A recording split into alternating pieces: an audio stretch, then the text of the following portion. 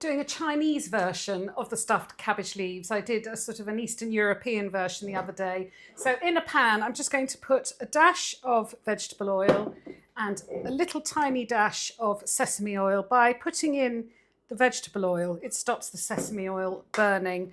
In here, I've got 70 grams of shiitake mushrooms, finely sliced. In here, I've got one fat garlic clove and about 10 grams of ginger, which I have finely chopped.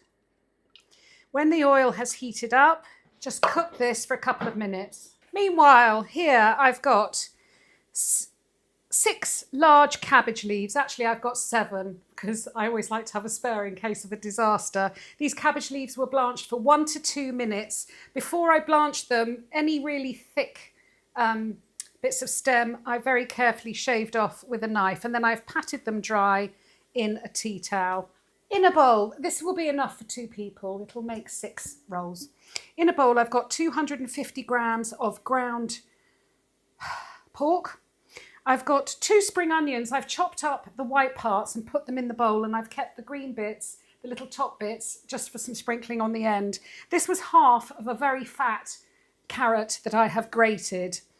Other ingredients going in are, this is about 70 grams of cooked rice. Use whatever rice you have. Jasmine would be nice, basmati, whatever you like. But it's cooked rice, so that's going in. A little pinch of chili flakes. Keep an eye on your mushrooms, don't let them burn. Don't let the garlic burn. I'm going to add 2 teaspoons of soy sauce, 2 teaspoons of rice vinegar. When your mushrooms are done, add them to the pan. Not the best top to wear. Get your hands in and give it a really good mix up, making sure that everything is combined. Take a cabbage leaf, starting with the this end. Take some filling. Can you see? Yes, you can. This is quite a big leaf, so this can take quite a bit of filling. Roll it, bring the side in, bring the other side in, and there you have a lovely little cabbage parcel. For the sauce, I'm sure in a Chinese recipe it would just be water, but I've got stock and I'm going to try it with stock. It's 150 ml of chicken stock. It's going to be 4 tablespoons of tomato paste, 2 tablespoons of soy sauce, 1.5 tablespoons of either oyster sauce or hoisin sauce, 2 teaspoons of rice vinegar, 2 teaspoons of sriracha, and then in my trusty mini chopper, it was 1 fat garlic clove, which weighed about 10 grams, and so my ginger is 10 grams. Add this to the pan. Gently heat this through and cook it for 3 to 4 minutes. Tablespoon of corn flour. I'm just going to pour in about a tablespoon of the sauce and just give that a mix so it turns into a paste.